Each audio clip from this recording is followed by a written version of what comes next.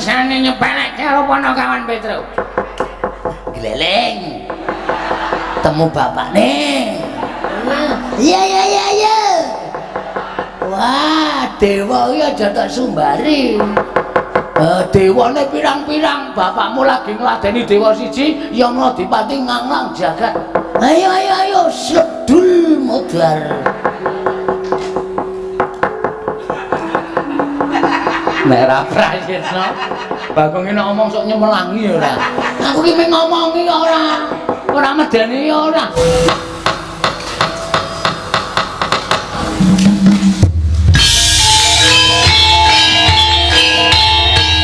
Dilanjutkan pagelaran wayang kulit semalam suntuk oleh Ki Dalang Seno Nugroho. Selamat menyaksikan.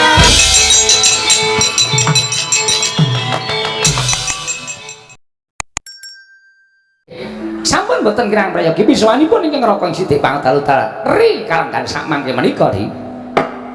Indra Bathara Indra prayogakno nggone ngadhep ning ngarsaning ulun Bathara Indra.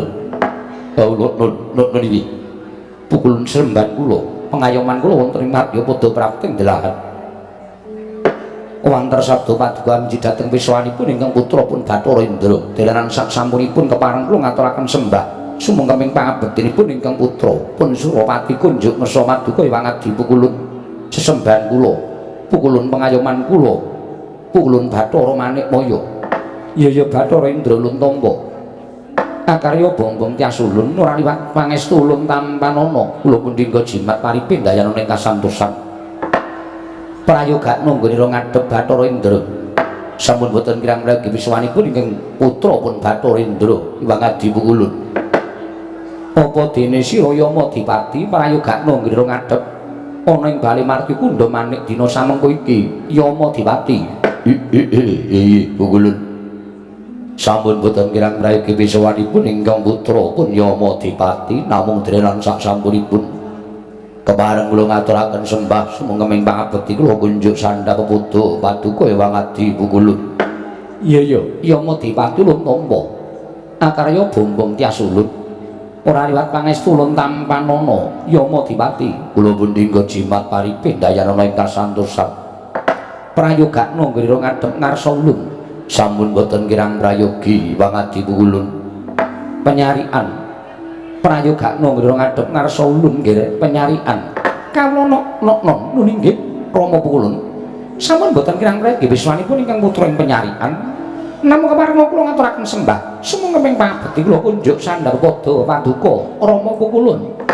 Ulun tampa karya bombong tiasulun penyarian ora liwat prayogakno nggone ngadhep nun inggih sampun boten kirang prayogi pesawanipun ingkang putra pun penyarian iwangadi pukulun.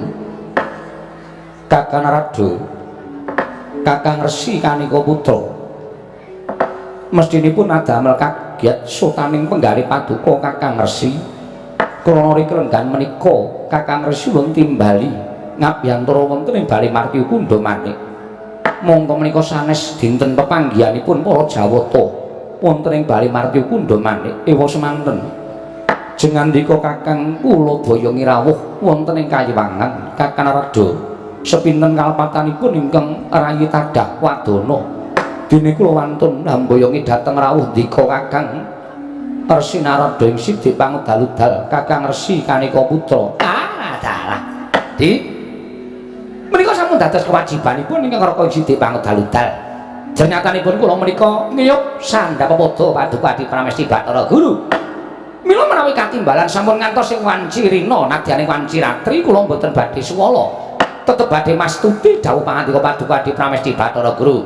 Namung kemawon ngandadosaken kejot raos sing manahipun ingkang Raka ing Sidih Pangdalutal.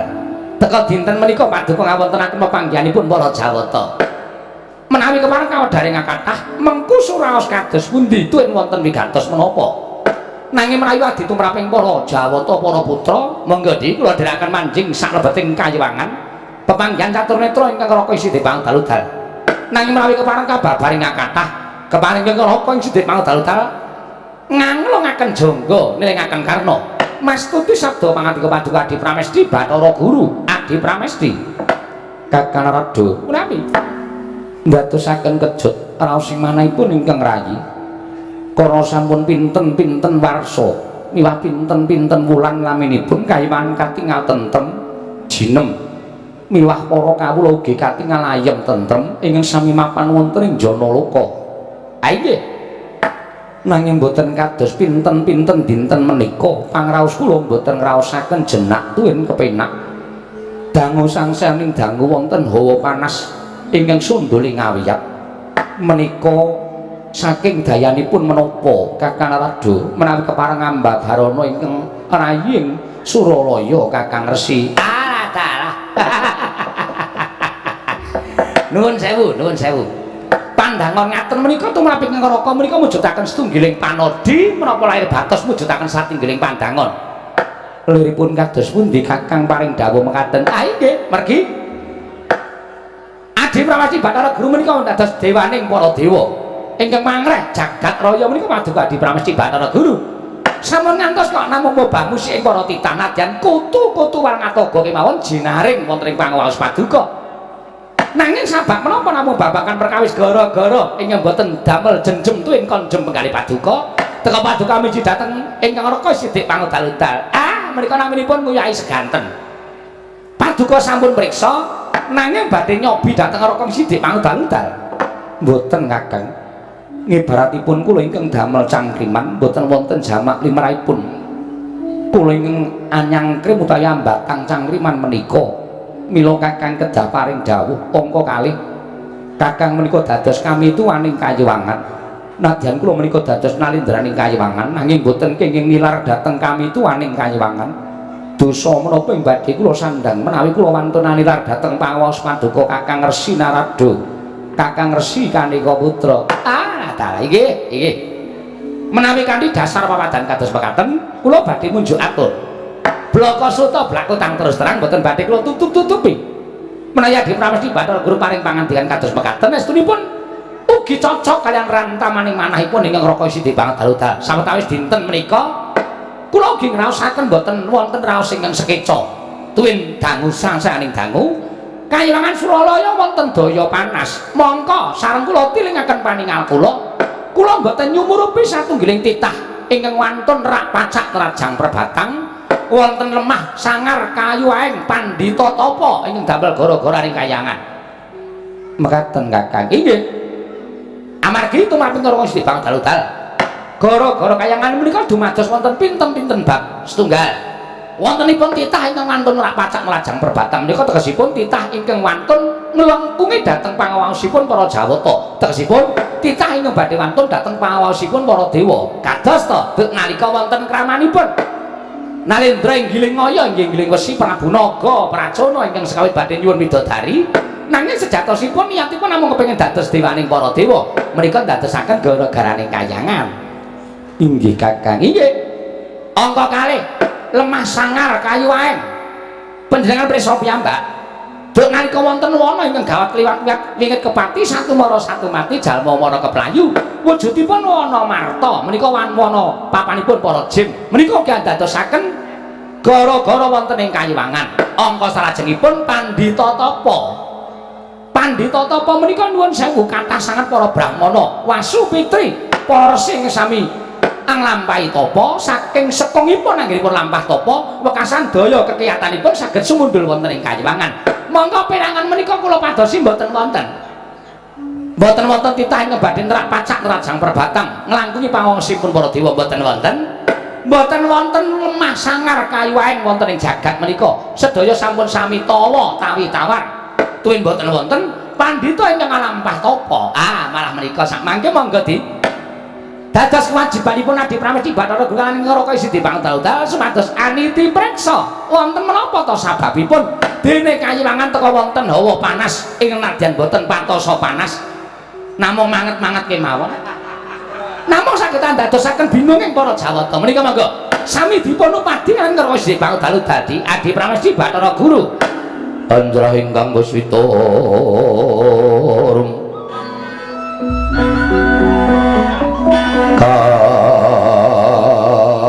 Kasilireng Samirana mrih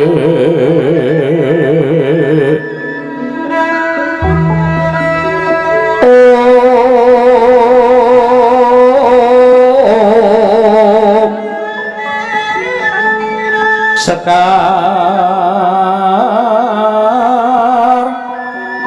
kadung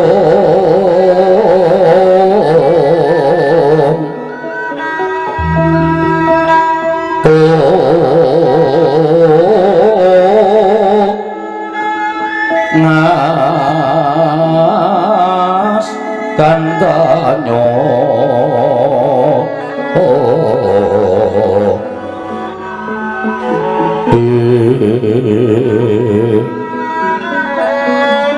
maweras retnaning driya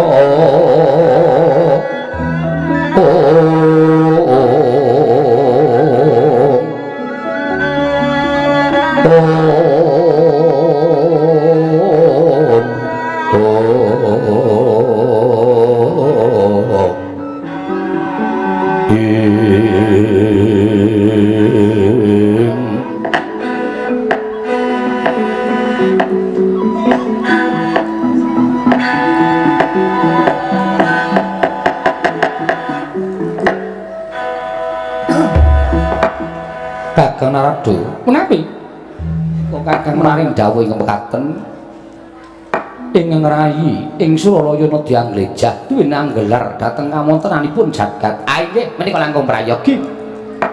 Jer wonten ing jagat menika namung werni kalih, wonten padang, wonten weteng, wonten rina kelawan ratri, miwah wonten ala kaliyan becik. Nggih. Kula ugi mitados wonten salebeting gesang wonten ing Janalaka menika namung kaparingan kalih.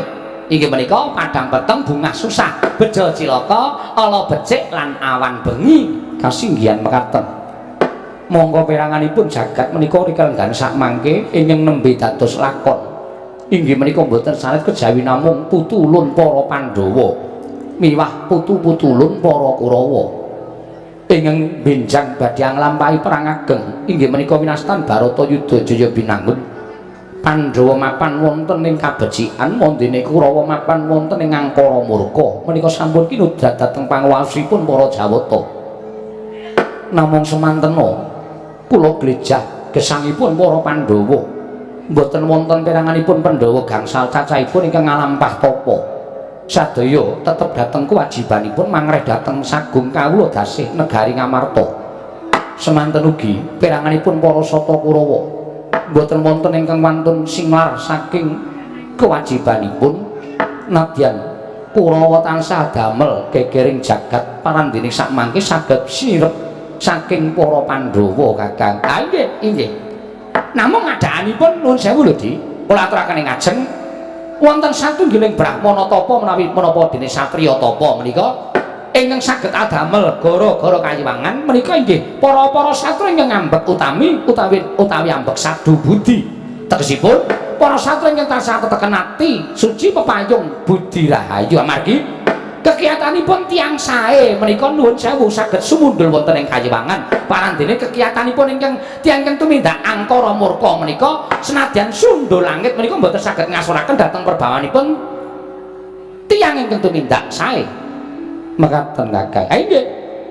Mila menawi panjenengan Adi Guru glejah babagan kawontenanipun para Sata Kurawa menika tangeh lamun peranganipun Kurawa wonten ingkang saged adamel gara-garaning kayiwangan.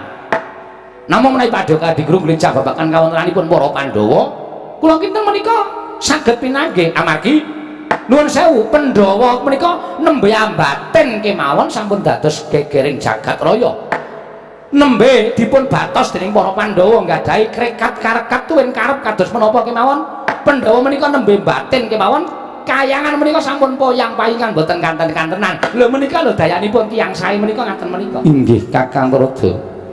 Dayanipun tiyang ing tansah ateteken ati suci pepayung budi rahayu tumindakipun boten nate melenceng saking tumindak ingkang sae, boten nate menggok saking tumindak ingkang bener lan utama. Menika nadyan nembe batos kemawon sampun dados horking jagat utaminipun kayiwangan. Tah mila nek Paduka Adi Guru badhe glejah kawontenanipun para titah ingkang damel gara-gara wonten ing kayiwangan menika sampun ngantos dipun glejah batosipun para Sata Kurawa Duryudana lan sakadang-kadang tuwin serati-seratinipun Narendra Ngastina. Nanging langkung prayogi dipun glejah Pandhawa. Upami Pandhawa menika mangke mboten pinanggih. Lah inggih serati-seratinipun Pandhawa menika nggadahi niat menapa? Srati-sratinipun pendhawa menika sinten? Setunggal Nata Ndarawati menika dados swing para kadang wayah paduka Pandhawa. Angka kalih ingkang Raka piyambak. Sinten Kakang? Lho kok sinten pripun to niku? Panjenengan kok supe karo dulur dhewe menika kok supe menika pripun? Inggih Kakang Esmaya sak anak-anakane menika nadyan derajate ngaceplek menika nadating wong loro saudon telu saurupan. Nuwun sewu nek Kyai Semar wis duwe niat lagi dadi niat gae iso sumundur wonten ing Kayuwangan ya. Menika lho Di. Sigra-sigra yen permana kanca. Sigra Raden Nawang sesangka.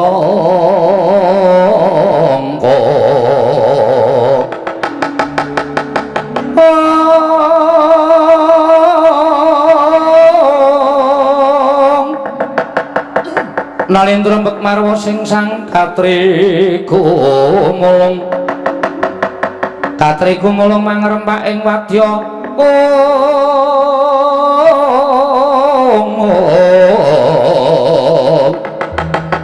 padha kurore kakiri-kiri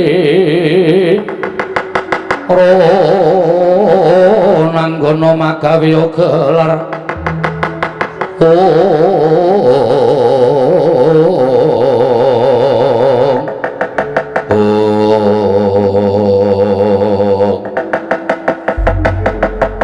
kata-kata penggalipun Sang Hyang Pikulun Narada tinampi ingkang ngrayi nengge Sang Hyang Pikulun Manikmaya. Sura pangandikanipun Sang Hyang Kanika Putra ngantos ngebeki madyaning Bali Martya Kundha Manik. Wekasan damel kodheng sutaning penggalih Sang Hyang Manikmaya ya Sang Hyang Jatimurti. Meger-meger datan mubah datan musik nganti kaya Pratima Kencana. Pratima tegese golek kencana Mas. Sumara canyane nganti kaya golek kencana. Kala gawe kanyut nangka wadu kanyut ujar waganten wardu jarwa kecok minangka durung abang durung manding dasaring pertara. Kasaru geger njaba piyak ngarsa tangeping mriko sebal bonamu apa to kang dadi darunane. Ora rumacang rangke gajah medha saka wandi lan kejawi namung. Samya alok para Jawata yen tana titah pujang karo ing minggagat madani Bali Martya Kundha Manik. Akarya geger sanggaring para Jawata widodara widodari. Mangrombaing para Jawata kanca piyak-piyake ana daya ana titah munggahane kayangane kanca meni dalan.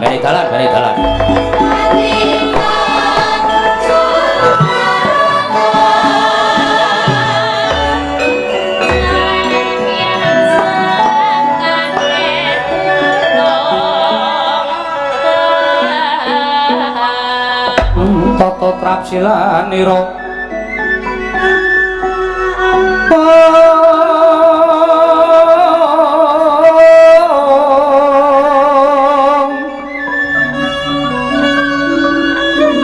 ngajamaken astalira kalih astanira kalih pisan yang ngandika magawe obranta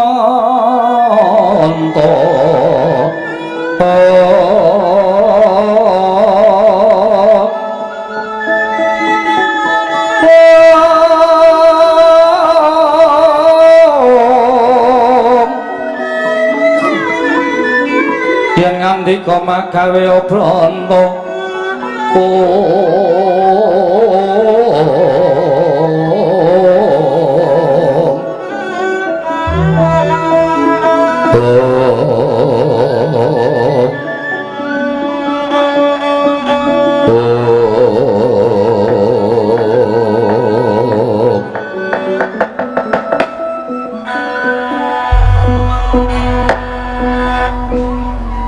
Mastu nomo sidang sekaring bawuna langgeng Kakang Rada menawi geger para Jawata kang samya sumewa wonten ing sakjawining Bali Martya Kundha Manik samya alok yen to wonten titah ingkang minggah Kayuwangan jagat Dewa Bathara boten kanyana-nyana Kayuwangan wonten satunggiling titah ingkang sowan mongko sareng kula waspaosaken menika mboten pangling Panakawan Petruk kalian Bagong Kakang. Dalah, kayangan ki paling ora sing sowan ki ya ratu. Apa pendeta kok cah edan-edan iki? Dah ngapa sowanan ing Kayuwangan? Lah menika lho Dik, kula menika gumun lho. Ing atasipun namung drajating kawula cilik ning kok mboten kenging daya kekuatanipun bale margi Kunda Manik. Ing atasipun para ratu kemawon menawi sowan wonten ing Kayuwangan menika kedah nglakoni poso. Samboten-botenipun resik lahir batosipun. Ajreng menawi kenging walak. Lah cobi to. Bagong menika sowan Sang Hyang Bathara Guru kok mboten ndodok, mboten laku napa-napa malah tingak-tinguk. Kaya wong gumun. Lah, napa wonten titah sing wantun ngitungi asta panjenengan? Menawi mboten Bagong ora mboten wonten to mangka ya luput senjata tawa mboten kuwat kaliyan panjenengan. Gong, iki kayangan le. Ha iya. Aku kok ora mlaku ndodok iki pukulun Sang Hyang Bathara Guru iki sembaning para titah. Weh, kuwi guru kan? Heeh. Kok muridé rong teko? Bathara Guru. Bathara Guru. Wah. Mencorong sandangane ya terus saka mutiara jamrut geni kowe netel mutiara siji kae iso tanggo urip 7 turunan. Dadalke terus aja.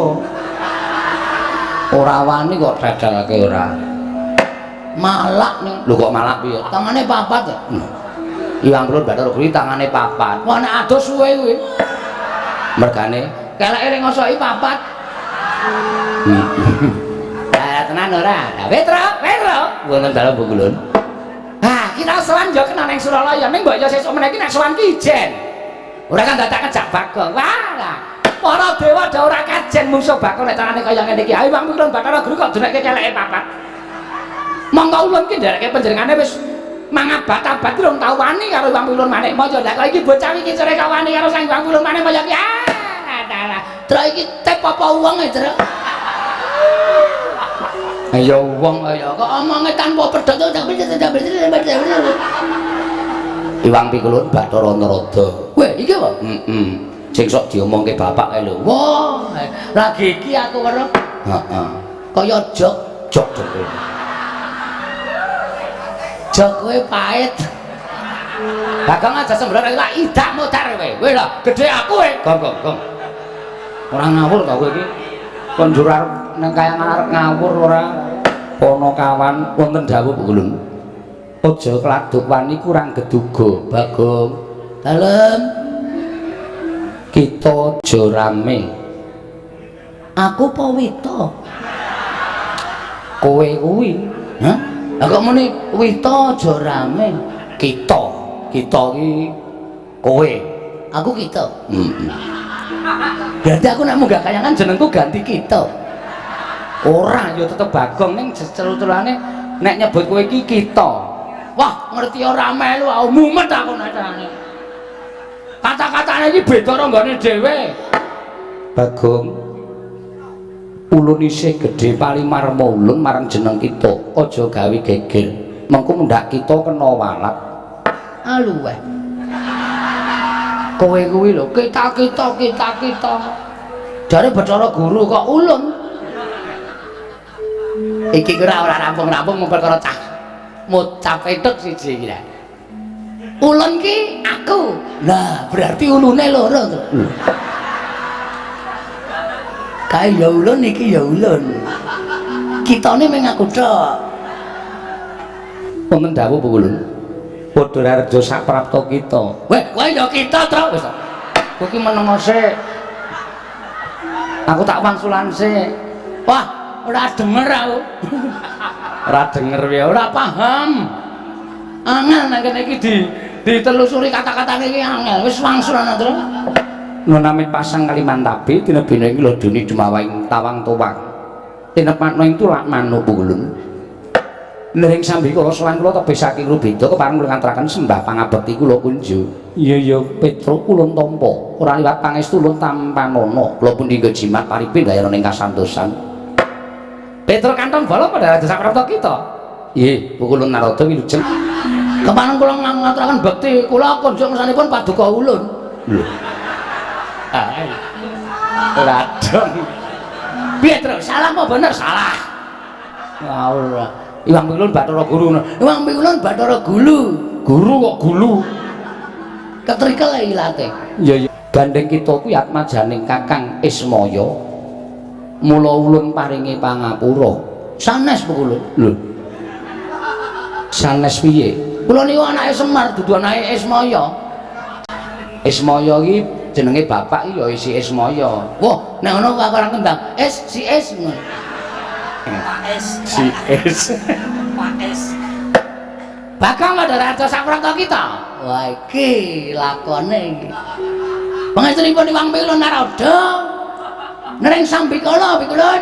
Ayo syukur. Ayo iya. Lah caedan tenan ora. Wis dewa ora kajian iki. Petro Padaraja Sapranta kita. Pangestunipun Iwang Pilun Bathara Indra Wilujeng. Bagong Padaraja Sapranta kita. Sapa Indra? Bathara Indra. Kowe nggon film kan? Udu. Ana ana telu to Dono Kasino Indra. Iki dewa ya. Wah, kowe tak tendang modal. Tuh tak tendang genti kowe. Ora ngerti kok ditendang ora. Bathara Indra. Oh nggih Pukulun Bathara Indra. Bekti kula katur nggih Pukulun. Iya iya. Ulun tampa Bagong prayogakna. Nun nggih sampun mboten kirang prayogi. Petro Padaraja Sapratamu. Pukulun Yama Dipati Wilujeng. Oh iki bahaya lho kok. Hah? Iki bahaya. Iki kah? Iki wak mburi ya. Bagong Padaraja Sapratamu. Sapa to? Yama Dipati. Iwang Pikulun Yama Dipati Wilujeng. Bekti kula konjuk Pukulun. Iya. Ampun disabut. Ora. Mang nang kemawon mengke ra. Ucul dhewe. Boten sah dijabut. Iya iya. Iya, Bagong iya enggak. Edan kok kowe gong. Aku biasane ngono e. Tak nengke wae biasane. Petro Kantong Bolong Padaraja Sapratamu. Pangestunipun Pukulun Penyarian Wilujeng bekti kula kunjuk. Iya iya Petro. Pangestu tampan ana. Nggih. Bagong Padaraja. Sapa ki Tru pacare? Udu. Pukulun Penyarian. Ayo ki nang kelurahan Carik to? Ora. Penyarian ya pokoke sing nyateti apa-apa. Sekretaris maksudnya? Pukulun penulisan Wilujeng bekti kula kunjuk Pukulun Penyarian. Iya ya Bagong prayogakna ana kawan. Nun nggih. Lho, kok guyu ngopo? Sampeyan yo mesem kok. Berarti aku nang kene iki entuk masak. Wah, gayamu ora. Pukulun Penyarian ketoke seneng nek aku omong terus iki. Iya ning iki ning kayangan kok ndak nek Iwang Pikulun Bathara Guru ngendika Bagong aja sembrono. Ulun sotke dadi cacing. Iso dadi cacing tenan. Waton ora ketemu wong mancing lho. Ha iya. Nang ketemu wong mancing cilaka aku ambeng ditemleke nggon pancing cemplungke banyu diseret karo wader. Wader ya apa? Rara. Putra dalem Pukulun. Ana wigati apa kita sowan? Apa saka karsanira pribadi? Apa pancen diutus dening wong atuamu Kakang Ismaya? Menawi lepat diagung pangaksami kepareng kula ngaturaken tebah Siti Sekul binunteling ron klapa. Ampun tak mbok bilih wonten lepat kula nggih kula munjatur sapaduka Iwang Adi Pukulun. Petra kaya ora dadi ngopo, matur sembah nuwun. Ndongkap angka kalih wale-wale menapa Pukulun? Sowan kula wonten ing kayiwangan menika sayekti mboten saking pengajengan kula piyambak. Namung kula menika dapur dipun utus. Sapa ingkang ngutus? Ah nggih Bapak Semar. Inggih, Bapak Semar nggih Kyai Nayantaka. Ya Sang Hyang Ismaya. Nuwun sewu malah samangke kula badhe nanjihaken. Kondange ngake padha nyebutake nek Sang Hyang Ismaya niku nuwun sewu kadangne Sepuh Bathara Guru nggih panjenengan niku janjane niku napa ming cerita napa asli? Iya pancen nyata. Kakang Ismaya kuwi kadangku tuwa. Weh bener, Gong. Bapak iki jebul kakangne Bathara Guru. Ah ngopo Bapak dadi kere ning jagat iki? Ah ngerti dadi dewa, malah mulya dhewe ya ora kedungsang-dungsang uripe. Kakangne Bathara Guru kok ngere nang Karang Kadempel mangan intip kaya banyu dikopiok nang weteng arene ra ya mamane paling ora roti ya ten Ning bapak kuwi seneng ngono kae kok. Wah, Semar iki pancen aneh. Lah nggih, nek ngaten kula ngaturaken panuwun. Lah, dene wigatosipun Ulun, mboten sanes sestunipun bapak menika bingung. Bingung perkara apa? Bapak niku janjane mung kepengin duwe kajat nggih menika bangun desa. Semar menika pengen bangun desa. Wah, lakone Semar bangun desa iki. Wis dibedhek ora, iki senengane mbedheki ngono iki kok, Gong. Soale wis saking kerepe. Iki nek aku ora gawe sanggit liya. Ha iya, ndak padha karo ning YouTube. Endi? YouTube. YouTube iki sapa? Bakule bakmi. YouTube iki teknologi kok. Kene ra ono YouTube ora. Lajeng kowe iki ngopo? Sing ngendika kono kok. Iya iya. Alae do ora omong. Aku omong dhewe. Sak banjure piye? Bapak bangun desa menika kok mboten bangun perkara papan sing magrung-magrung, papan sing becik, sing apik, utawa bapak niku pengen bangun omah sing wah luar biasa menika mboten. Ning kesanipun bapak menika bangun lahir lan batin, ya lahir ya batin. Panggesanipun para kawula uripe para apa jenenge masyarakat Karang Pradisan menika supaya mundhak ya bab ketukulane, ya bab ayem tentreme, ya bab gone gotong royong menika supaya sengkut gumregut. Mula bapak kepengin bangun desa sumados mujudake desa ingkang sae inggih menika desa Karang Kadempel. Inggih samukawisipun ya bab menapa kemawon margi sakmangke menika nadyan sampun sae ning ibarate aja kok banjur marem mergo kahanan sing wis ana. Ning luwih becik ditingkatake lan diundhakake supaya luwih monjo lan luwih kabiyawara. Iya Petruk. Nggih. Cobi to. Nek teng pundi-pundi bedaning panembah, bedaning kapitadosan menika dados sarana cecungran. Ning nek teng Karang Kadempel mboten. Karang Kadempel menika bedaning panembah, menika mujudaken setunggiling kerukunan antawisipun setunggalan setunggalipun. Sing siji ngurmati panembahing sing siji ngurmati panembahing sing siji. Mula Karang Kadempel niku arang gontok-gontokan, arang padha regejegan. Anane ming sayuk rukun masinamatan daya dinayan. Tunggal cipta rasa karsa lan karyane mujudake setunggiling desa ingkang kaluka tinimbang desa liyane. Lah terus niate Semar napa? Tentrem ayeming Karang Kadempel tekan Karang Kadempel tok. Sing jeneng napa-napa niku isone gedhe niku apike saka cilik. Mengke nek ujug-ujug gedhe niku terus jeblok. Ngoten. Iya Petro. Nggih. Mula saka cilik sing jeneng arep tekan dhuwur niku ya alon-alon le munggah aja terus mencolot. Mengko nek kepleset ndak malah gedeblak, malah ora apik. Lah niki gandeng Karang Kadempel niku wis apik digawe apik meneh supaya desa kiwa ki nang tengening Karang Kadempel niku padha kepengin tentrem kaya Karang Kadempel terus tiru-tiru supaya kiwa tengening Karang Pradisan Karang Kadempel menika padha kepengin tentreme kaya Karang Kadempel terus melok-melok sing dikersake bapakne Semar. Ngono Petruk. Nggih. Lah ning bareng wonten niku kula sarujuk, kula mathuk, kula cocok. Ning kok terus Semar kendel mawon. Bapak niku meneng mawon.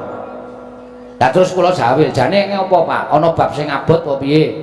Nek perkara Prabeya, perkara Brana Picis dibutuhake, mengko aku tak matur ndara-ndara Pandhawa mergo bapak ki dadi pengayomaning Pandhawa, bapak ki dadi panakawaning Pandhawa. Nek ora duwe ya nyuwun karo para Pandhawa. Ora Petruk, aku ora duwe niat bangun perkara iki utawa bangun Karang Kadempel iki nganggo srana Prabeya. Ning kabeh masyarakat arep tak caketi atine. Ayo to didudah rasane tresna karo bumi kelahirane, tresna karo bumi wutah gedhe ya kuwi Karang Kadempel. Dadi ora usah nganggo Prabeya. Bangun desa nganggo Prabeya niku entekake dhuwit. Mengko bangun tanggul terus di napa diborongke. Lah niku tegese entekake dhuwit. Ning masyarakate supaya sayuk, sayek, saeka kapti, tetunggalan manunggal. Ayo to, iki apik dienggo dhewe, iki becik awake dhewe sing ngrasake. Mula ayo bareng-bareng padha dibangun. Nah ngaten niku arepe bapak. Iya Petruk kuwi becik banget. Nggih. Ning kok bapak niku paring pangandikan. Bapakmu paring pangandikan piye? Srana iki bisa lancar, srana iki bisa rancak. Kabeh para kawula sak Karang Kadempel bisa ngrasakake ayom-ayem tentrem. waton syarat sranane kaya sing nalika aku ngimpi kelakon truk. Bapakmu ngimpi apa? Bapak niku ngimpi metik Sekar Jambu Dipa Nirmala kalih Pelem Pertangga Jiwa. Niku sing abot teng mriku niku. Bapak niku ngasta kondur wujudipun Sekar Jambu Dipa Nirmala kalih Sekar Pelem Pertangga Jiwa. Mongko Jambu Dipa Nirmala Pelem Pertangga Jiwa niku thukule ming neng Kahyangan.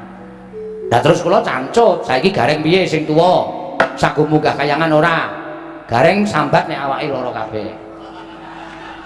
Nek kon munggah Kahyangan mboten iso mergo Kahyangan niku munggah gunung Himawat sing dhuwure ora karo-karuan. Dalane menggak-menggok lan sak piturute. Iya, nggih. Lah terus gandeng gareng ora gelem kula saguh. Ndilalah kok Bagong ya saguh. Ha to, Gong? Heeh.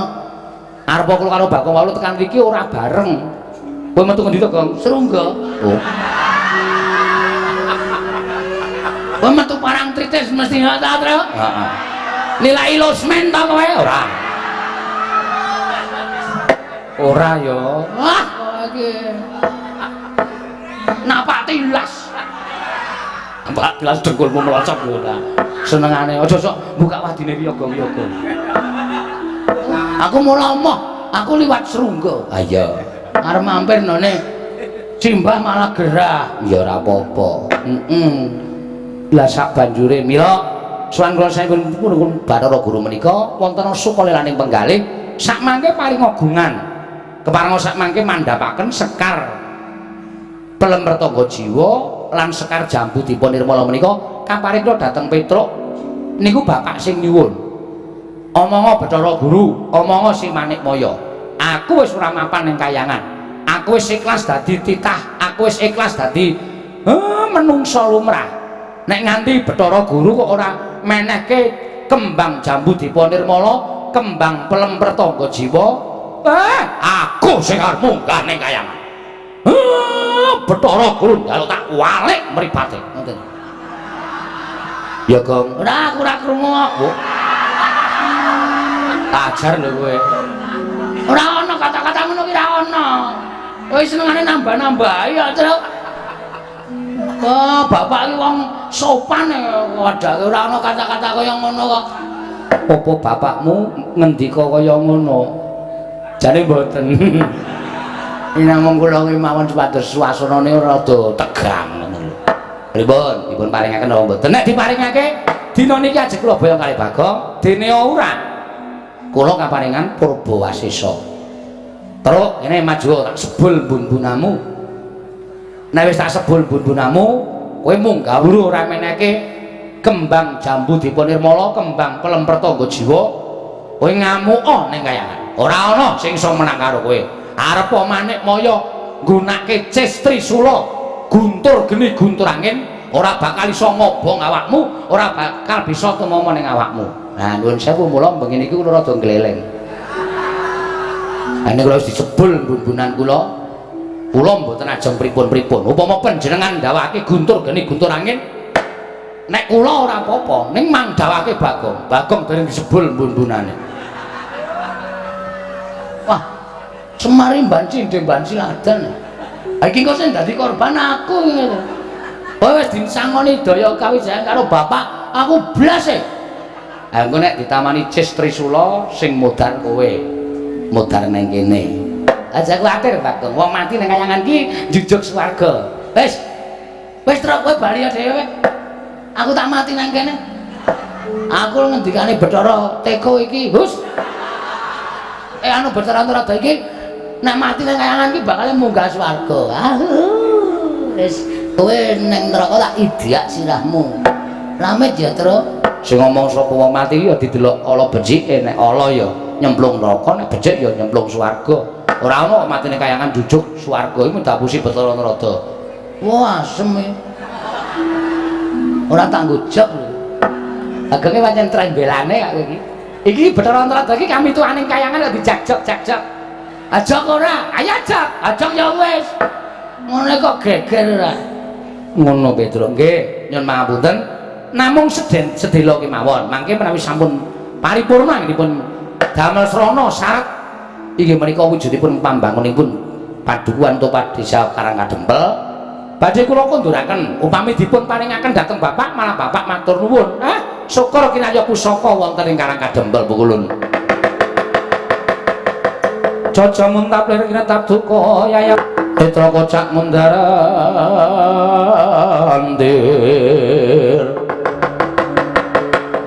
Hidup nyomangulun saka wadanane rombaranang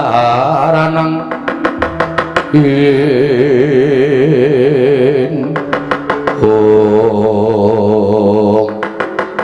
Kakang Rodo kados pundi Kakang Landara dase tadi napa sing ngaturaken sekawit kala wau jebul wonten nyatanipun kula mun jatuh Paduka Prabu Bathara Guru nek Pandhawa ora duwe niat apa-apa ya kiwa tengening Pandhawa serati ning Pandhawa lah dalah nyata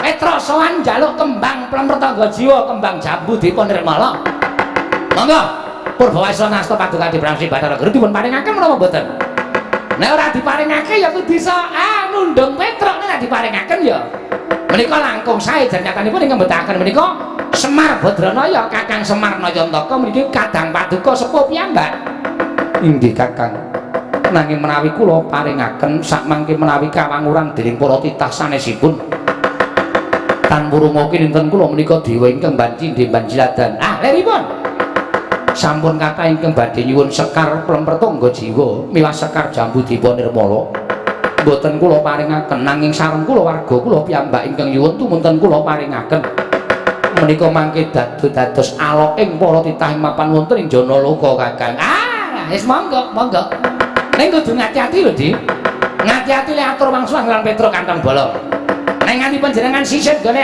paring pangandikan Petra Kantong Bolong lah arep apa-apa bocah iki bocah lantik batur niki batur sing pinter mengko ndak kriwikan dadi grejekan geguyon dadi tangisan ndak kayangan digo jak-jakan dening para panakawan Petra dalem ulun bakal maringake ya kuwi wujuding sekar Plempertangga Jiwa lan sekar jambu dipun nirmala estu ulun iya Petra nanging luwih becik gandeng sekar mau kudu dipethik sarana ulun pribadi ingkang methik mula kula ngentenono ing repat kepanasan nggih sawise kita mapan ing repat kepanasan mengko ulun mrebeki lawan jeneng kita bakal ulun paringi wujuding sekar Plempertangga Jiwa lan sekar jambu dipun nirmala nggih siap nek panjenengan kaya ngoten kula niku mboten badhe andhuwa keparang Paduka Prabu Bathara Guru mboten nek dipun dawuhi nenggo wonten ing repat kepanasan sendika kula tak mundur saking Datulaya utawi Bali Martikunda maneh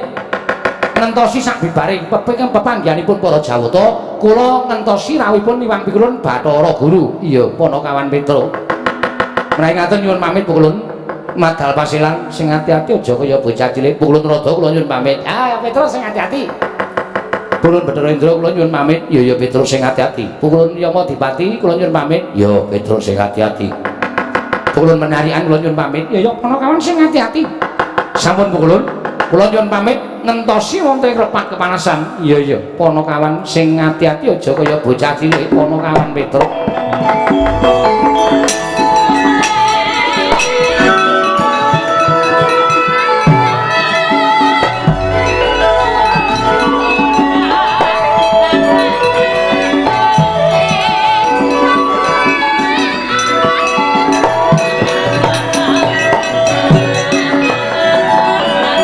Panita kang nyara wangsit pindha kombang ngajaping tawang susah angin ngendi gone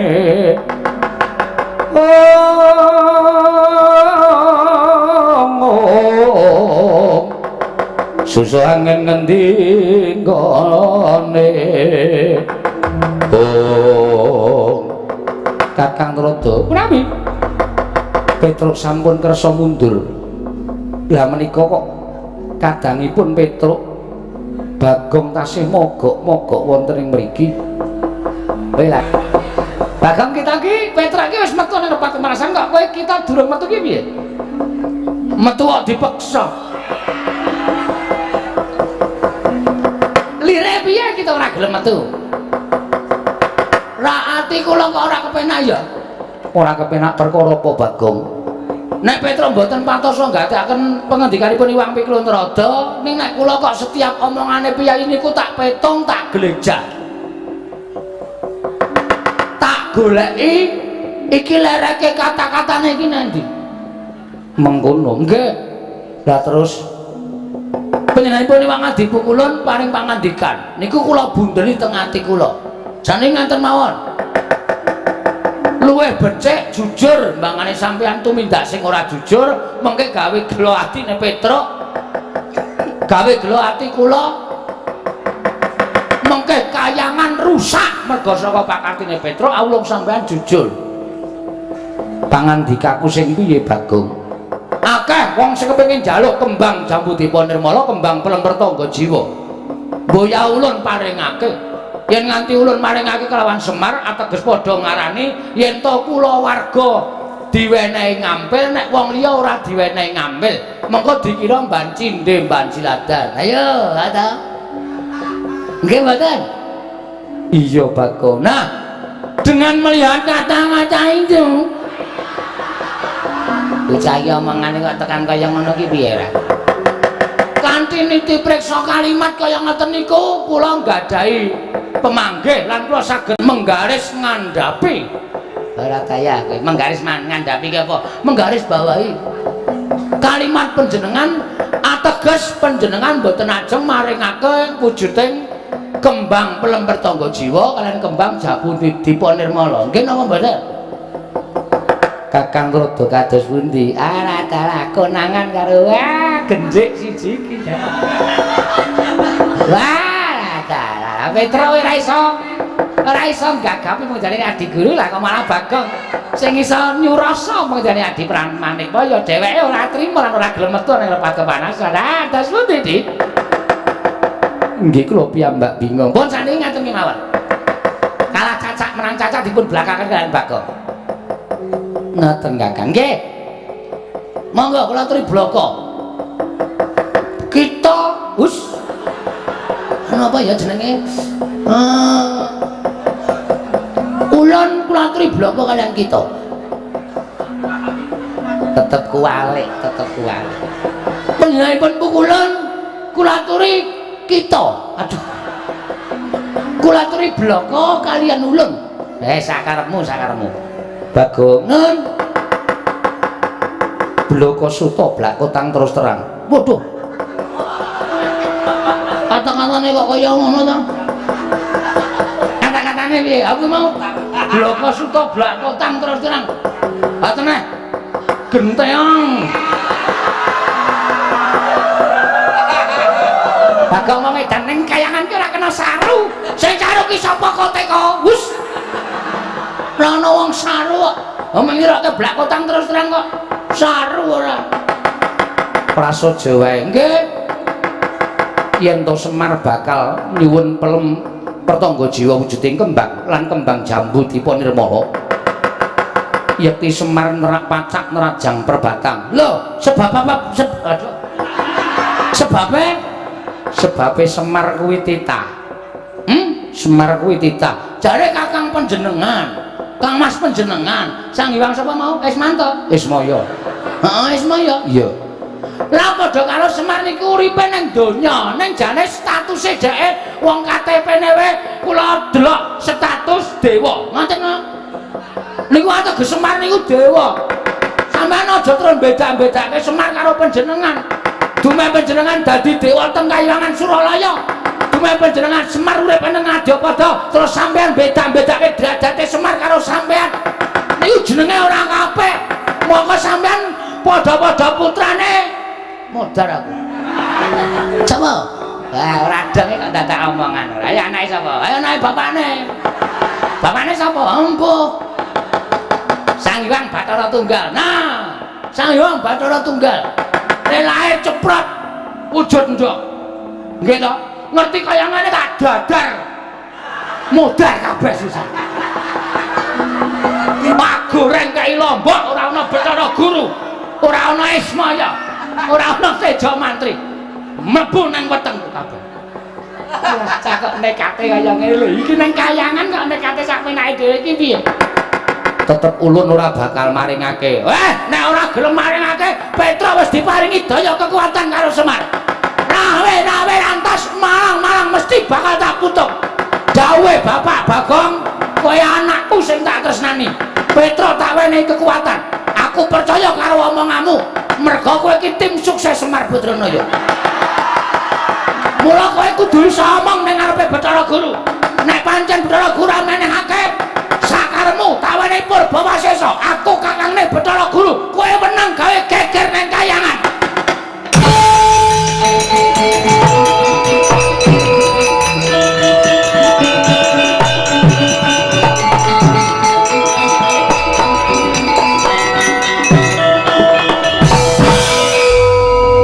Mas tu nomo sidam sekaring bawura langgeng ngong ngilang ngawi gena mas tu pun nomo sidam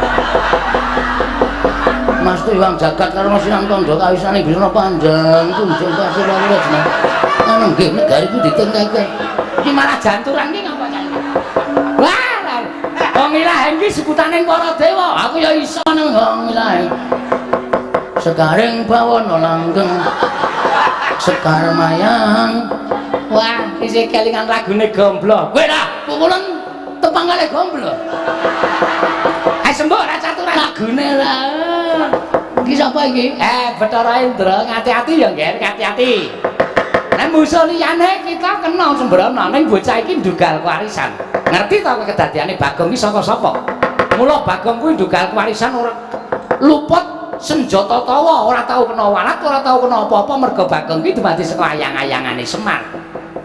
Weh. Berarti aku dua anake Semar. Kita kuwi kancane Semar ingkang dhisik dhewe janjane pancen Petra karo Garengke luwih kalah tuwa lawan jeneng kita. Oh, asem. Oh, diterano gajule sirahe tenan. Kok digajule sirahe ora kualat tuaku kok. Bagong, "Nun.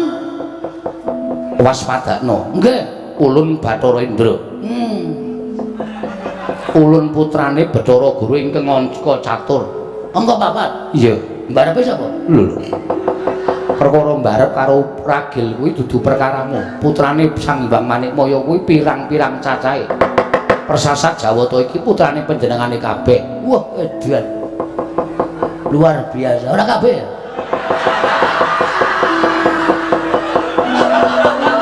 Apa ora?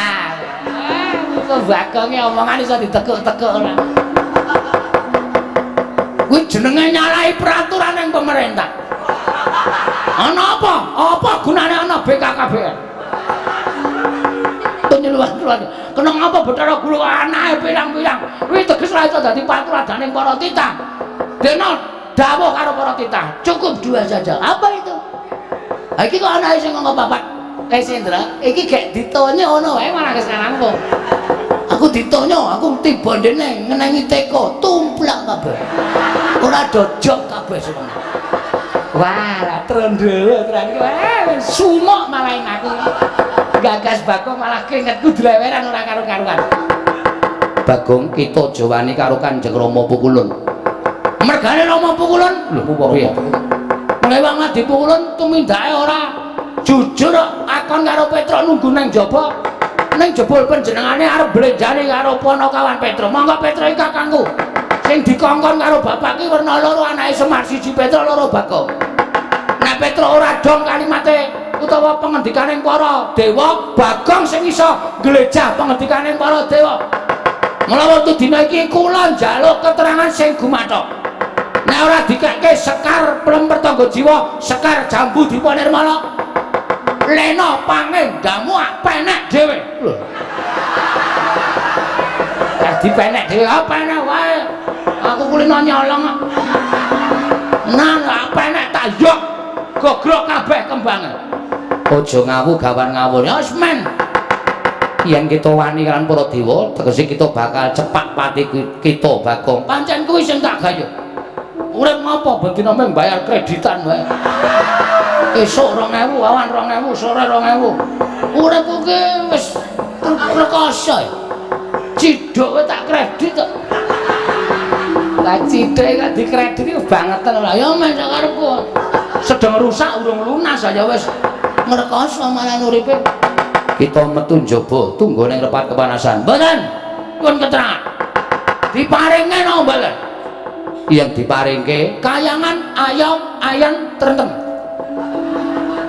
tentrem. Yen ora diparingke dening Wang Pikulun Manikmaya, Kerubutan para dewa.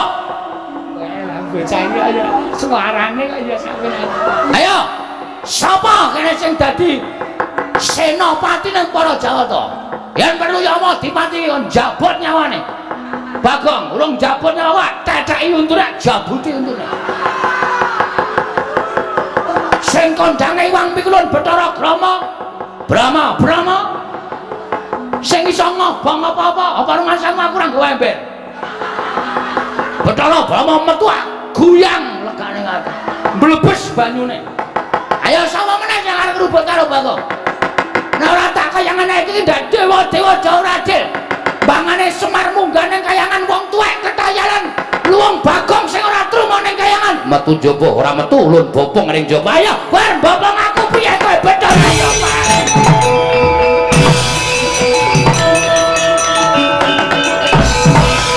Wedan.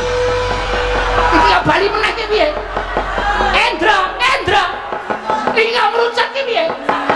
Apamu kapan kowe? Lendange tak ketrok. Aku mbrojol dhewe ayo. Bagong e sepeleke cah dedoya e. Nek mung digendhonge, aku digendhonge. Sok tak tibake dhewe. Saking kesele. Kono rono kono. Pegel aku. Weh, yang mati-mati. Wae Bagong gendeng.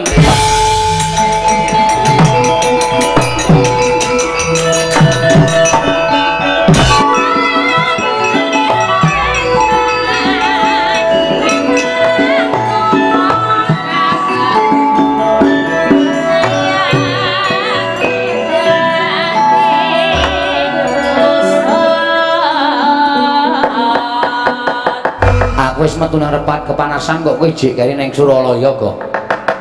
Ngopo e? Tak gawe rame sisan. Lho. Digawe rame sisan piye? Sinuwun jagat Giri Pratingkah kowe ra kelingan to kendikane. Nek nganti kembang Pelemper Tangga Jiwa karo kembang Jambu Dipa Nirmala kuwi diwenehke karo Petruk, mengko dianggep Pukulun Iwang Jagat Girinata kuwi piyai sing ora adil, dewa sing ora adil. Kanthi aku menggaris ngandhapi kata-katane Sinan Pukulun Bathara Guru kuwi aku curiga. Oh, curiga ya apa? Kuwi lho, ora percaya kuwi lho. Cubriya. Nah, aku Cubriya. Iwang Pikulun Jatimurti, Iwang Pikulun Bathara Guru mesti ora arep menehke kembang sing tok jaluk.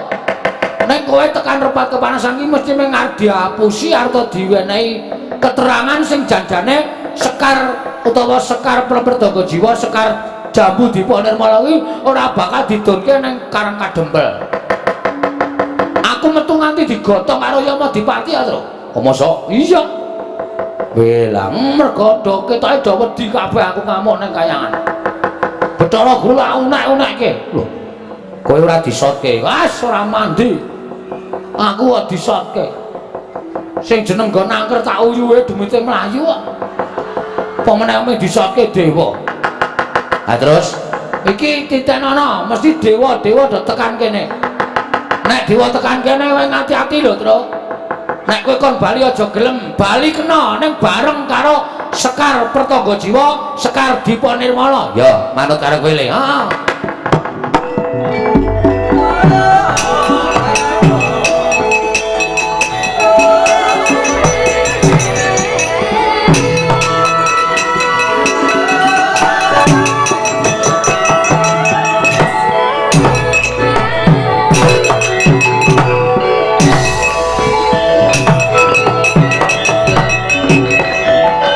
Tuntuti lamun katututan lamun mangsa prawira daya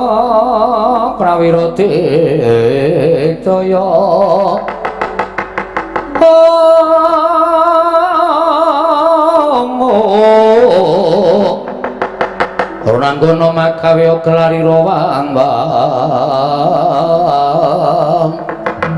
oh bener kandamu iku kandhane kok sing iso ngapusi jebul raming menungsa dewa ya iso ngapusi ha iya ngati-ati lho Tru rasa kuwatir kok aku wis disebul bun-bunanku ping 3 karo bapak jare bapak aku digdaya tak jajali nek mungsuh dewa iki menang apa kalah ngati-ati heeh malah kowe wae sing ndelik ngapa urung disebul to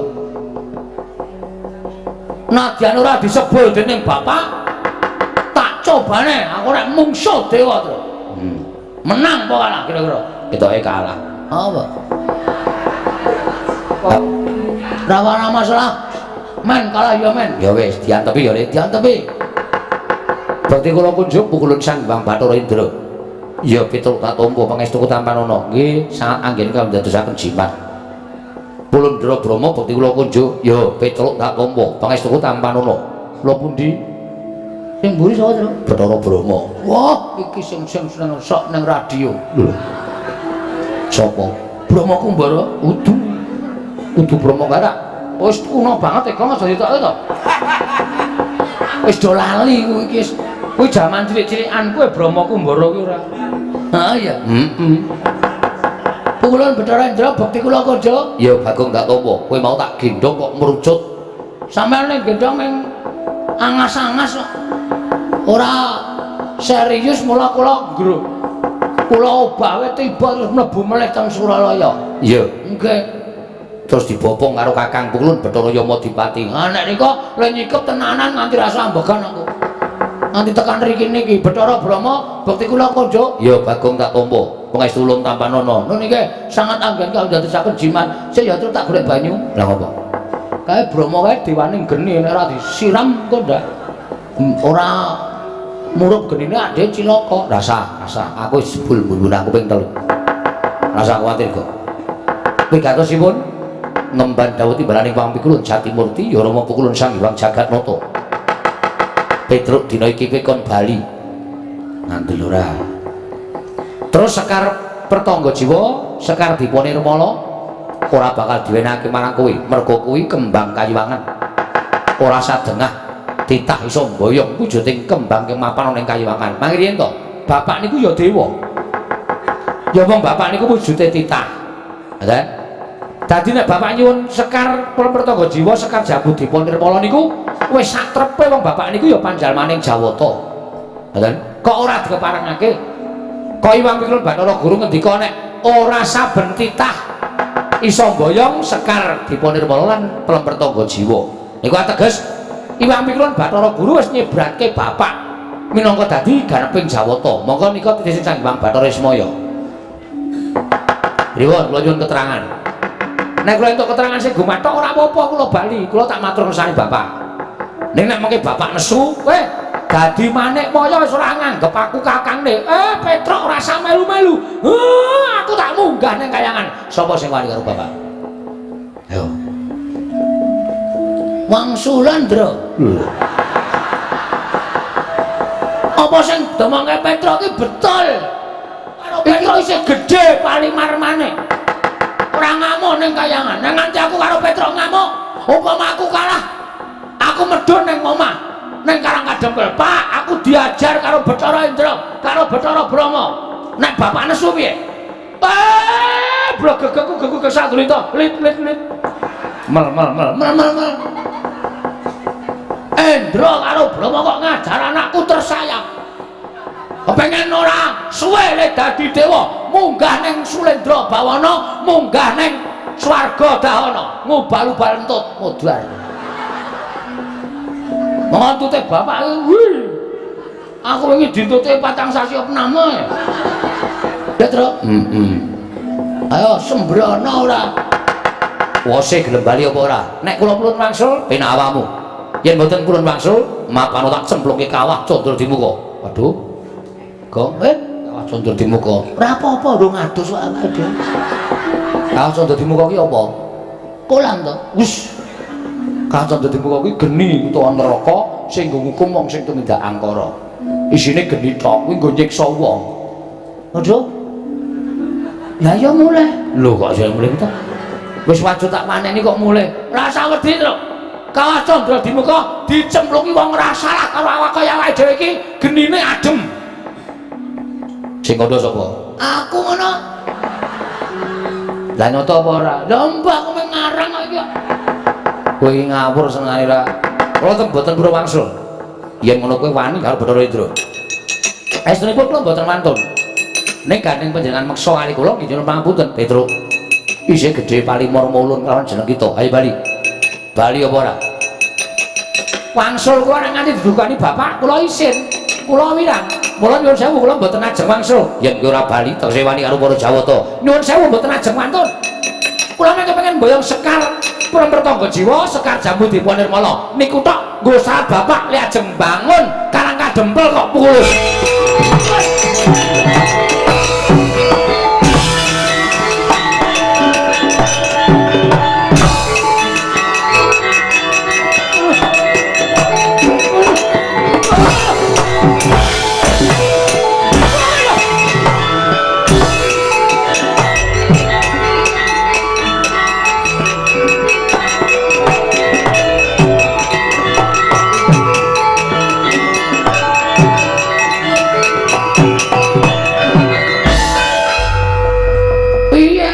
Disebul ndase.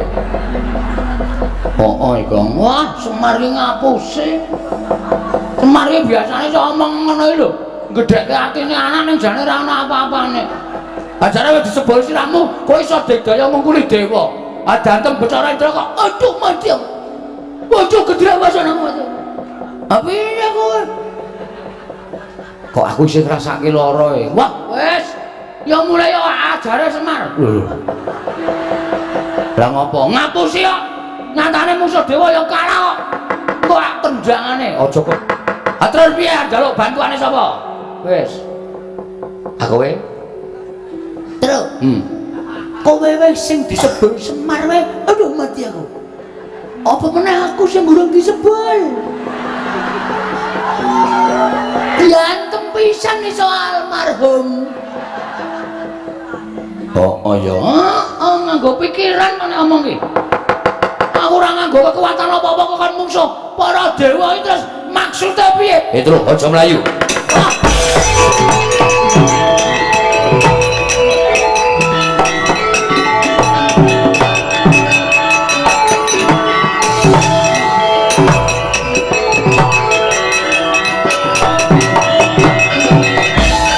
Adine arep melu-melu.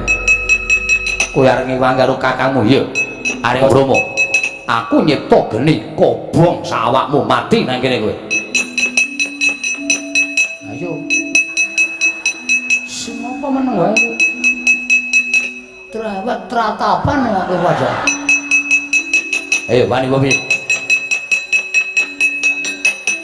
Yen pancen wani karo Bathara Brahma, yen perlu krubutan wong loro ora bakal tak tinggal loncat. Kaya kaning kaya temen kaya uripku. Mati nang kene kok. Buri kae jurang jero banget. Arep mlayu karo aku nanti. Kowe ngapain nangis iki? Kowe mati karo aku tenan, Le. Ketemu Bathara Brahma kuwi nek nganti nyipta geni kowe karo aku kobong. Mlayu. Mlayu matamu. Jurang iki lho. Repate panasan iki dhuwur gunung, dhuwur banget iki jurang arep mlayu nang ndi?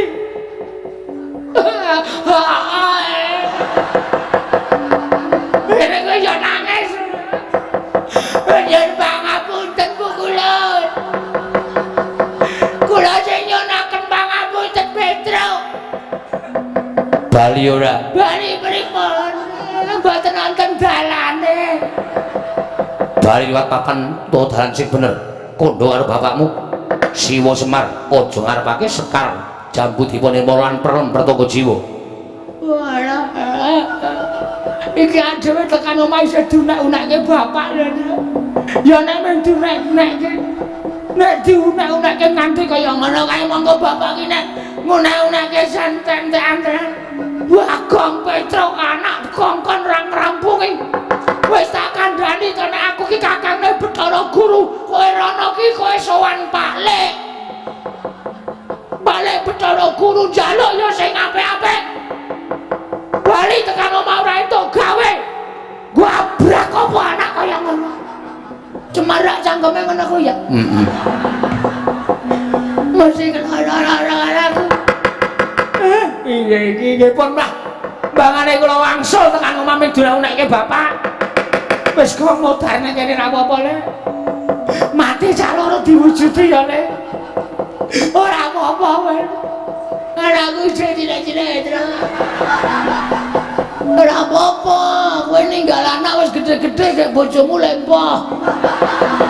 Bojoku ayu wae. Ditinggal ya mane-mane man. Mane digowo mlocot ora.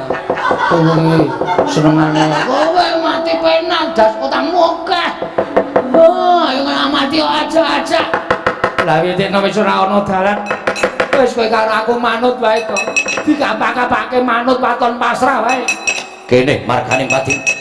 Yen manjeris manut perkara engko bapakmu ora trima perkarane karo Kanjeng Rama Pukulun Jatimurti sing wigati anak-anake. Wis wani gawe geger Suralaya. Kelumputane titah sing wani gawe geger Suralaya mung wajib dihukum cemplungke kawah Candra Dimuka. Ing kene marganing patimu kowe Panakawan Petruk.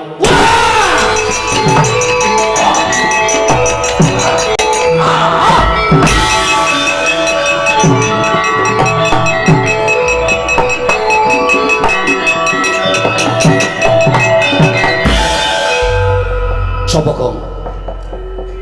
Kancamu mbok? Oh giring ae to. Rambutnya ya rewo-rewo ngono kan. Lho kok gereng ya kok? Hah? Kok gereng ya? Buta ae lek, hah? Buta? Lho sapa ya, Truk? Mengko Pukulan Bathara Kala. Engko nek Pukulan Bathara Kala kae mung duwe pamrih kae mesti. Ngewangi kowe engko nek dewane kala kabeh, Petruk, Bagong, aku luwe. Kowe dadi panganku, modar mati meneh. Piye to iki kok ketoke ra penak terus to, Gong? Kowe iki lek gawe sanggit piye, Truk? Awake dhewe kok ngrekoso terus ki piye to? Wis rasan dadak. Piye-piye kalah cacak menang cacak butuh kae tututi takoni sapa kok?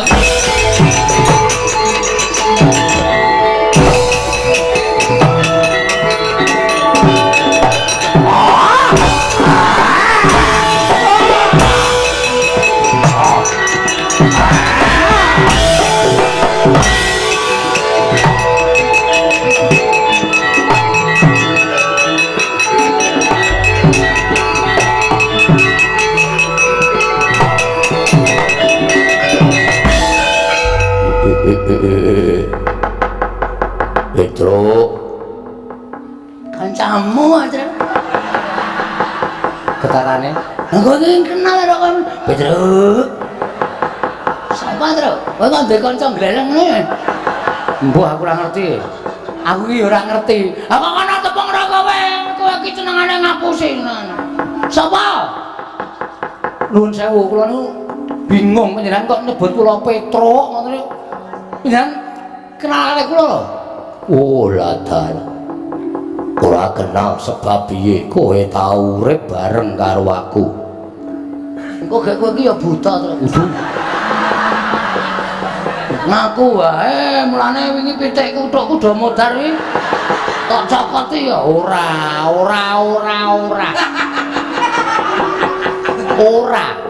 Oh kan kamu buta-buta kaya ngono. Iki lho ana buta teko terus. Nganggo kopiah. Ya wis ben iki wae ra. Petruk.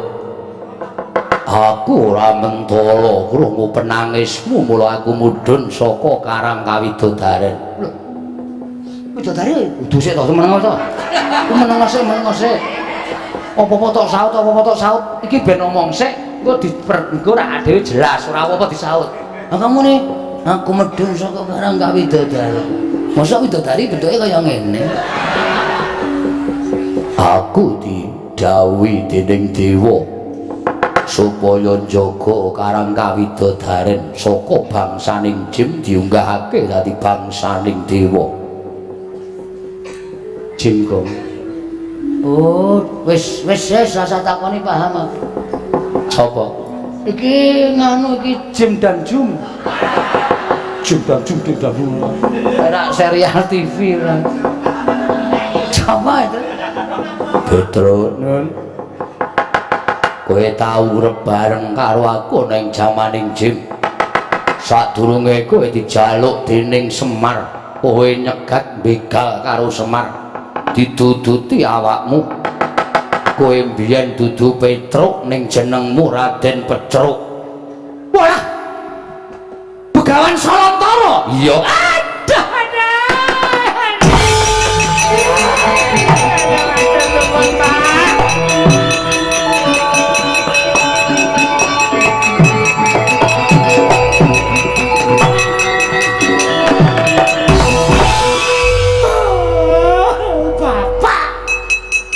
Iya.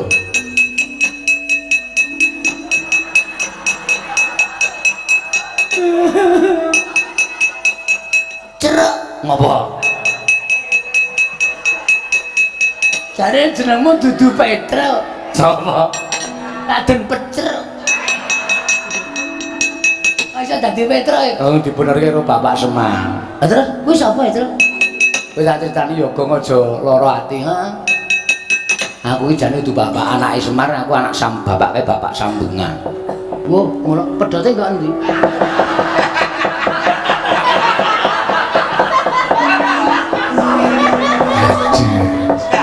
Maksudnya Bapak Sambungan ki aku ki mbiyen dopeni karo bapak. Tegese bapak angkat ki nek carane Jawa Bapak Sambungan. Mengkono. Heeh. Iki bapakku asli. masa? Heeh. Bapakku asli mbiyen bangsaning Jim, saiki dadi dewa. Wah, bajigur iki. Anak dewa e. Heeh.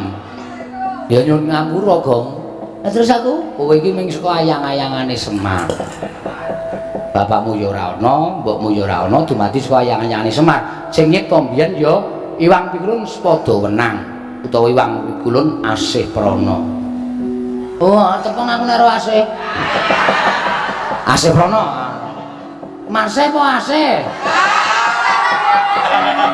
Nek marse tepung aku klawer to. Uduh.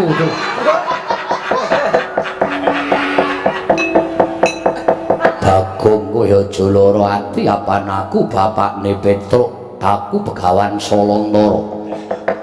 Saiki ngalih jeneng Gandharwa Raja Bali. Weh, ora tau pulang. Iya. Gandharwa Raja Bali iki jeneng kok ora tau pulang. Matur suwun Pak, sampean pun ngerti kali penangise ati kula. Petruk, Nun, kowe aja wedi, kowe leren nggonmu njaluk sekar. Kelemper tangga jiwa jambu dipa nirmala. Lan aja rumangsa kijenan ning kayangan. Ingkang sejatine gegayuhane bapakmu mau becik ya mung Iwang Pikulun Jatimurti sing kesasapan tumindak sing ora prayoga. Yen ana dewa sing arep gendhak sikara karo kowe tak singkirke aja melu.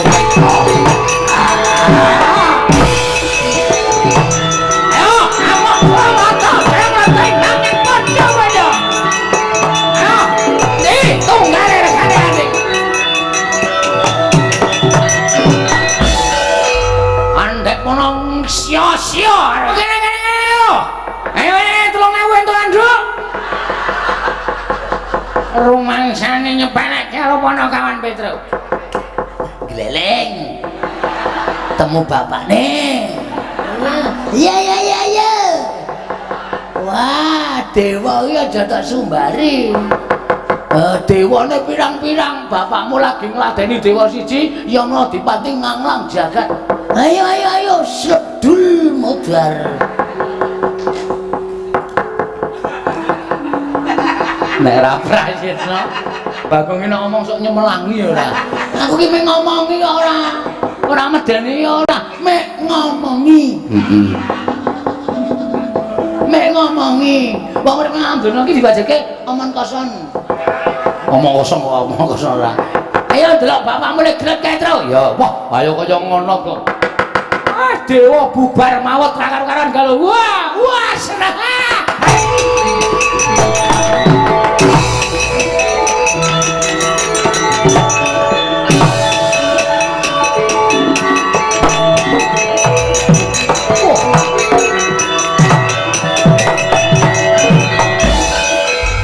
Gandharwa Raja Bali Salantara ibu kulun kula ingkang abdi ngamuk punggung Suratantaha Nirbaya Nirwikara sinten tiyangipun ingkang boten ngertos bilih Petruk inggih Petruk menika anak kula namung dipun mong dening Semar Badranaya sinten ingkang badhe kendhak sikara dhateng anak kula boten mentala nyumurupi penangisipun anak kula kita ngewangi atmaja kita bakal gedhe walate sarta kita bakal ulun katutake dosane nyuwun pangapunten menawi kula wantun kaliyan panjenengan.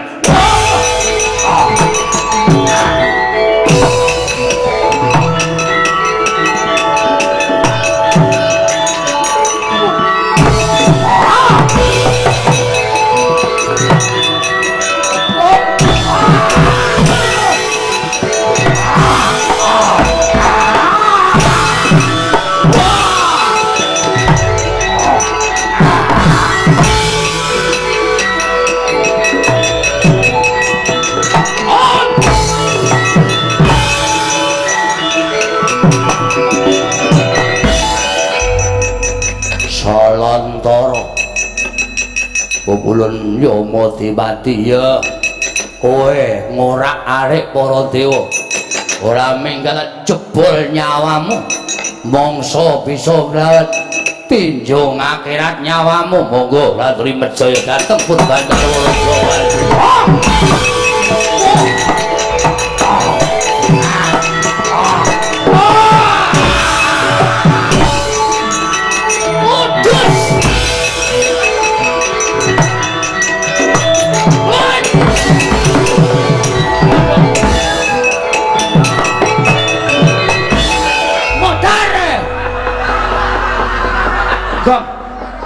Kowe iki piye to?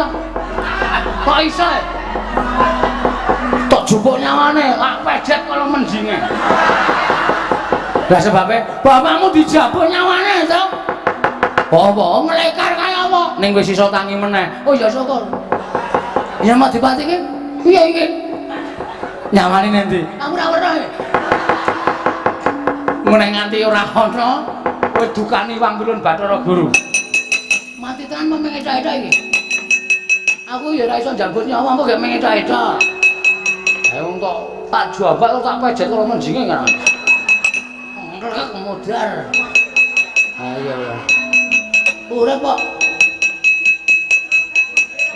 Anget tak, Truk?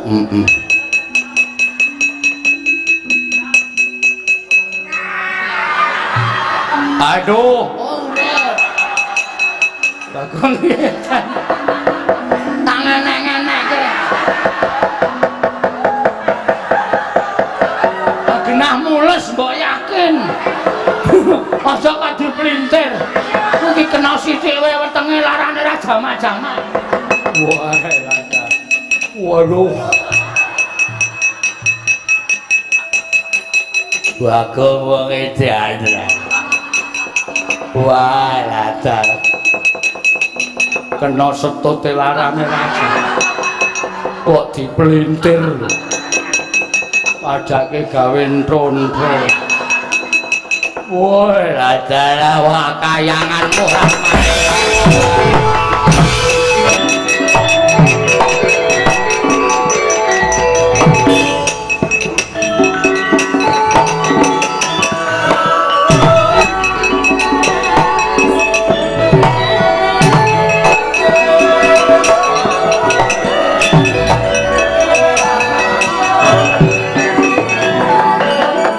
Uta Pandhawa tata gati Wisraya Indriyang sasara maruta pawana pana margana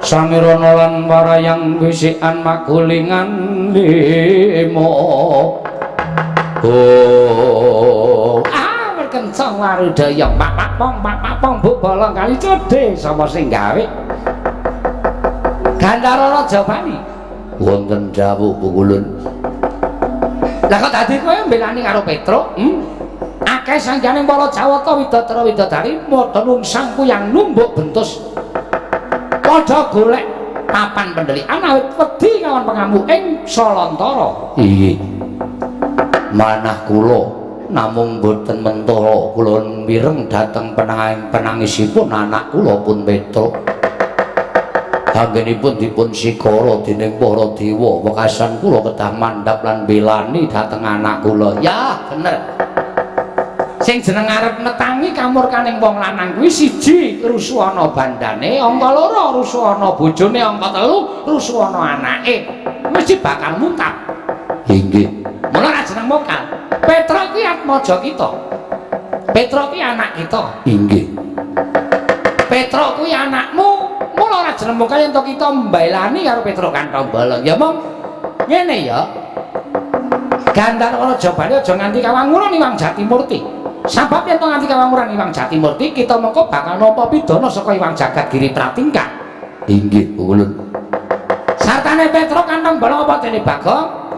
Kita baliya marang Madyapada ulun jarwani jati ning lelakon penemune Iwang Pikulun Jagadgiri Nata wong atua kita bakal ngembari marang panguwasaning para dewa kuwi mau wis tak klerokke nanging ora diagem apa kang dadi atur ulun lah iki saya ngombro-ombro pangertine Iwang Jatimurti bakal mudhun ana ing jagat bakal sak pejagong lawan bapakmu mula mongko perkara ala becik bener luput men ditanggung karo bapakmu perkara iki men dilakoni dening Iwang Pikulun Jatimurti apa dening bapakmu Semar? oh ngaten Bu Kulun iya wis ngono wae ya Salantara kita bali marang kewajiban kita Petruk ben bali marang Marcapada bali marang Karangkadempel oh iya ngestaken dawuh ya mongko tak kandhani ya Petruk supaya bapakmu kinan prayitna ngati-ati marang tingkah lakuning kadange dhewe ya kuwi Iwang Jagadgiri Nata nggih ngestaken dawuh Bu Kulun wis ngono wae ulun kondur makayangan sembah kula ingkang ndherekaken Jengkar Paduka sembah kula ingkang ndherekaken Jengkar Paduka pulun ya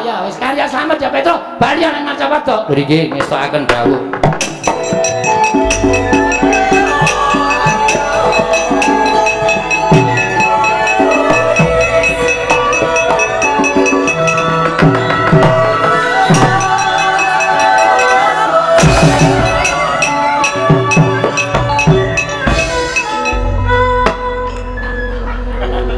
kita iki nek ora gawe geger ngapa ta? Ngapa iki, Gong? Jarine tak tarahi Rafia e. Mula mabur tiba neh.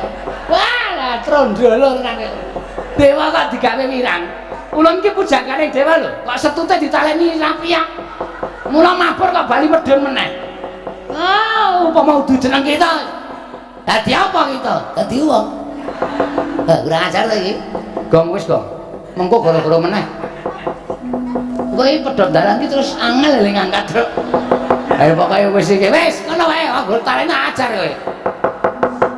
Ngono ya, njaluk ngapura iki mergo bakal. Ayo tangane ngono kowe. Wis to Gong darah rampung-rampung. Wis ngene ora madhep rene ora rampung-rampung perkara.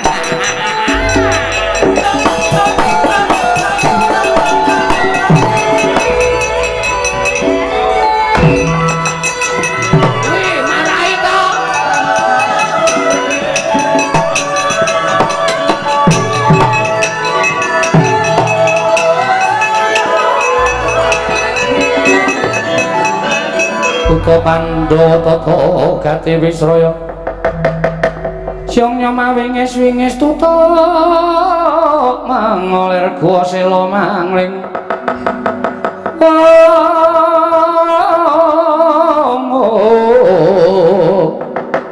tutuk mengolir gua sela mangling oh Petruk dalem Pak Bagong dalem Pak wis bapakku ana ngaku kok iya ora apa-apa Petruk wis kowe bali kandha karo Semar apa sing dingendikake dening Iwang Pikulun Naroda aku tak bali marang kewajibanku mundak didukani Iwang Pikulun Jatimurti Jeng napa malih nggih Pak ketemu kalih kula niku kangen kalih Bapak. Sok yen ana sing njaluk lakon Semar bangun kayangan Petro. Lah kok malah diomongke lho. Liya dina mesti ketemu mbuh pirang abad pirang atus taun meneh monggo aku iso ketemu karo kowe Petro.